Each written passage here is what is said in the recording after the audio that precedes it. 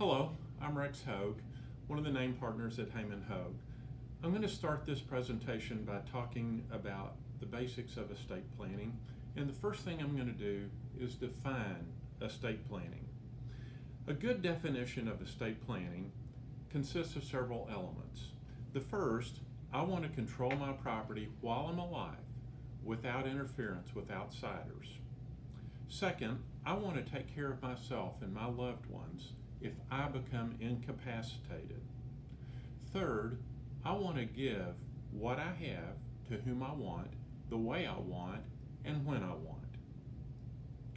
Fourth, I want to make sure that assets I pass to beneficiaries are protected from their current creditors, prospective lawsuit creditors, and a beneficiary spouse in case of divorce once it passes my hands.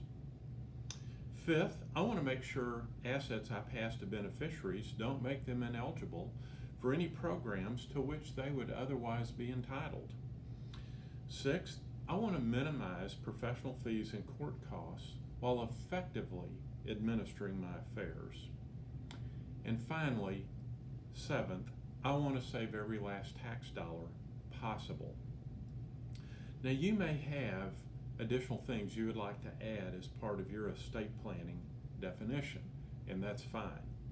Here's a quote from two authors. Robert Esperti and Reno Peterson wrote a book called Loving Trust, and on page 73, they made this quote: "It is highly unlikely that you or your advisors will plan for your disability. This is a statistical mistake that could have devastating consequences to you and your loved ones." So the first thing that we're going to cover is incapacity. Now, before I really get too far into this, I'm going to tell you about what we really do for a living.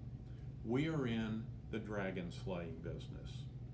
There are three classes of dragons that affect your estate plan. The first one, I call them administration dragons. That consists of dealing with issues related to incapacity and death.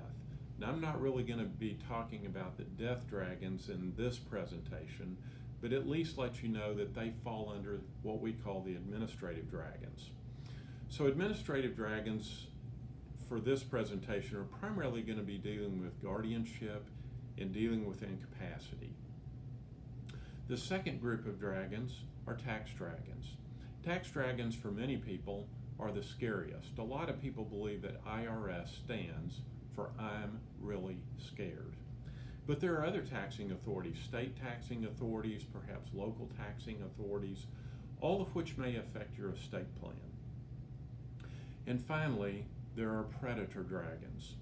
Predators are those people who might sue you, and they could either be existing creditors who you already owe money to, or they could be people who are looking to sue you and maybe win the lawsuit lottery and take a lot of your assets for their benefit. Those are the three dragons that we deal with in the estate planning world. Now, I am not going to be focused on tax dragons or predator dragons in this particular presentation. We're dealing primarily with incapacity. Now, what happens when you need to conduct business, your signature is needed, but you can't sign necessary documents? Well, in that case, someone needs a substitute signature. So the question is, how might they obtain it? Well, there are three ways that I'm going to deal with: powers of attorney, guardianship, and trust. Let's start with powers of attorney. A power of attorney is a document where the principal gives a power of attorney to an agent, sometimes called an attorney in fact. A power of attorney is an invitation to third parties to let someone else act on your behalf. Now, what are the two things that anyone can do with an invitation? They can accept it or they can reject it. It's an invitation. They don't have to accept it. Now, a lot of people think, well, I've got a power of attorney, I've got what I need. The problem is powers of attorney frequently don't work, or they don't work the way you intended for them to work. Why don't they work?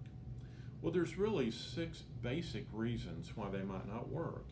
First of all, that third party, and I'm going to use a bank as an example, but it could be any financial institution, perhaps a title company dealing with insurance, or virtually any third party that has financial dealings with you.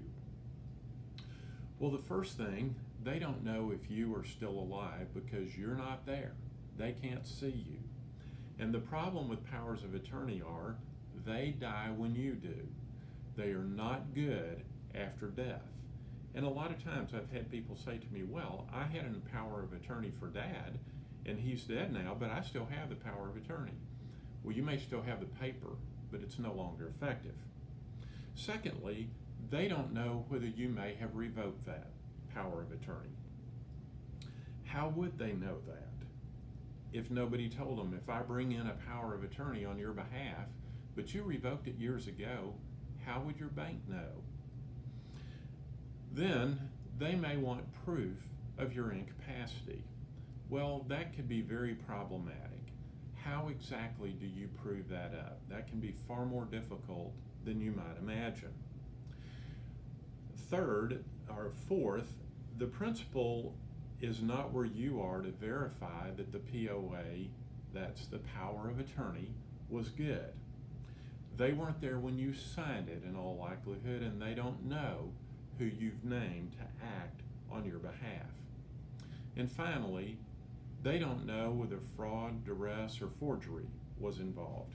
I actually had an institution tell me once that someone came in with a power of attorney, and when they checked with their client, the client told them they thought they were giving permission for their kid to play soccer when they signed that power of attorney.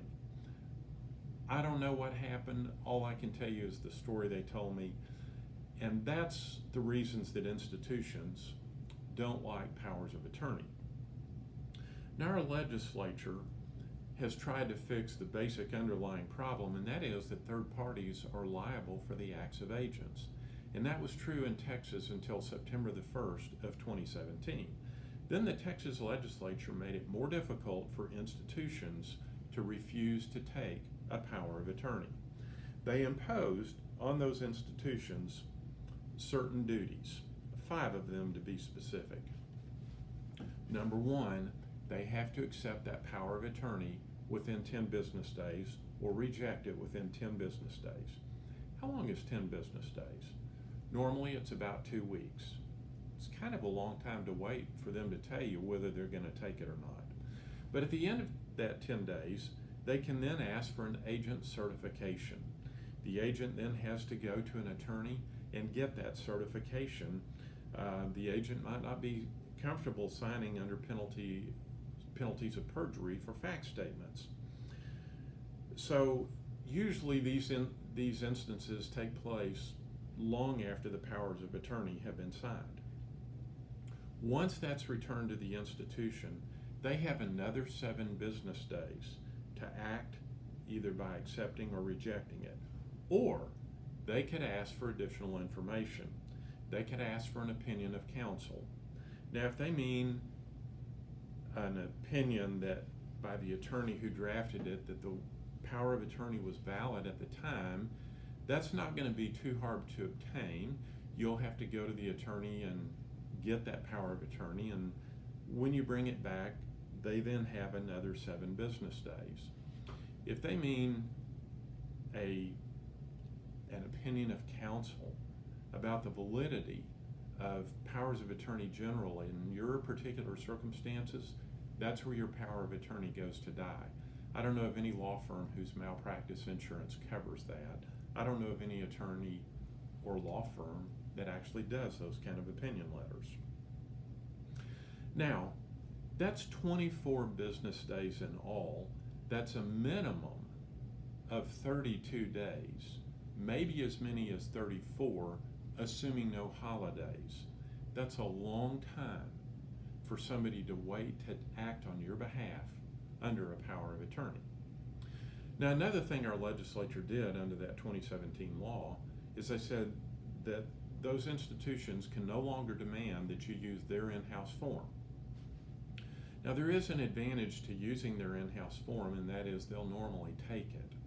The other thing they can no longer do is require that you record it with the county clerk. Then, if they decide to reject it, they must tell you why they're rejecting it. They are given 12 possible reasons. Now, I'm not going to go through all 12 of these. I'm just going to show you that these are kind of problematic. And there is one where they don't have to tell you. They can file a suspicious activity report anonymously. Comically, that's the only reason that they don't have to tell you. So if they won't tell you why they won't take it, they just told you it's because of a suspicious activity report. But among the things they have to help them reject it if they want to, if they suspect elder abuse, or if they're dealing with conflicting directions, or other state laws. Now I want you to think about this. If your institution is based in New York, they have to comply with New York law, and they have to comply with Texas law, and they may have to comply with various federal laws. Well, guess what? Texas and New York law probably conflict. Texas is the only state I know of that has, in my opinion, such a forward-thinking power of attorney law, and yet it's still difficult to work with. Now, if the power of attorney fails, that raises a question. What is Plan B? Well, one Plan B might be a guardianship. I'm going to talk a little bit about guardianship, but here's the way guardianship comes about. A person owns assets in their own name. They become incapacitated. We need their signature. They can't legally sign, so we go to court to get a substitute signature. And I'm going to ask this question as I walk through guardianship. Is guardianship a good solution to the problem? The last option is a trust. Now, guardianship, when you boil it down, I tell people it's one of those 12-step programs. Nobody wants to be in a 12-step program. But briefly, I'll outline them. First, you have to hire an applicant that, let's just say it's husband and wife, and the wife needs to get the husband's signature, and I'll give you an example of a case where that could come up here in a few minutes. Well, she has to hire an attorney and obtain a doctor's report. That's step one. Then they have to file an application with the court. That's step two. In step three, the judge appoints an attorney ad litem and perhaps some other parties, a guardian ad litem and perhaps a court investigator. Then, step number four, the applicant has to take a certification class. I believe that's about a 4-hour class, but they actually have to take it, and it's usually sponsored by a court. Then in step five, the ad litems have to obtain or adopt the doctor's report and obtain financial records.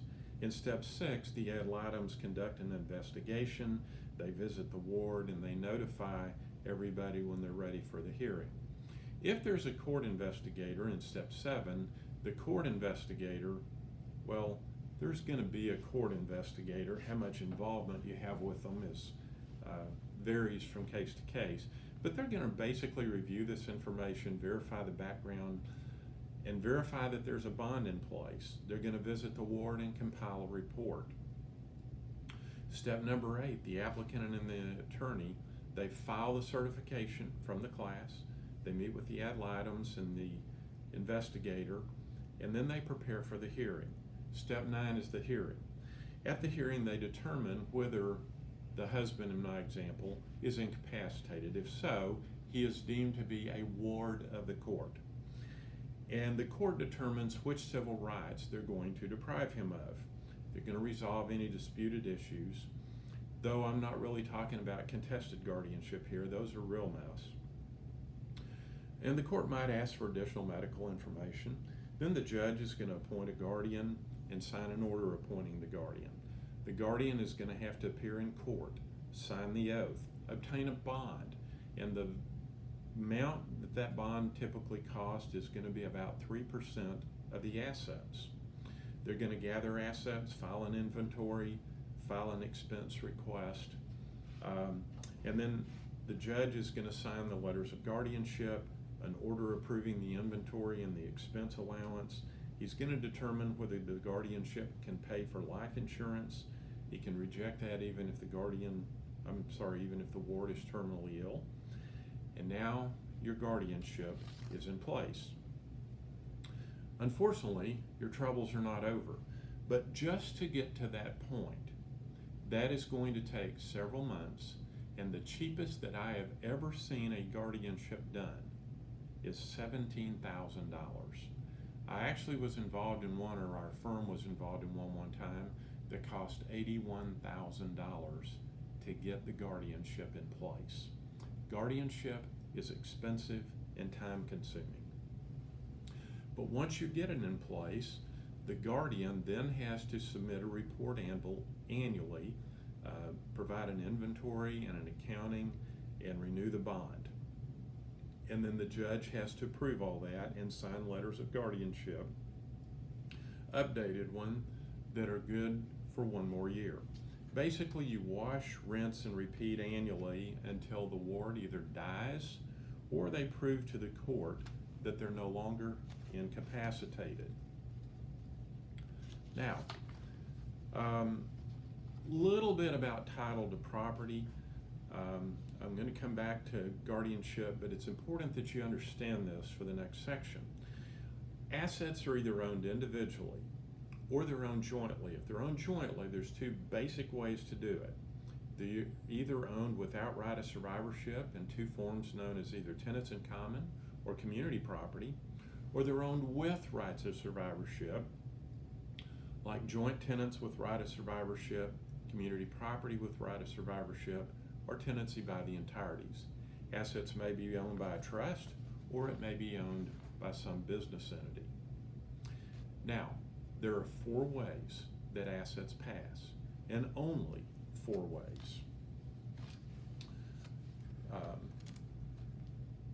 Number 1, what leads to a guardianship is that a person owns assets in their own name. As I mentioned, they become incapacitated. If we have any form of joint ownership and one owner becomes incapacitated and we need their signature, then we have to go to court to get that substitute signature. Now let me give you an example.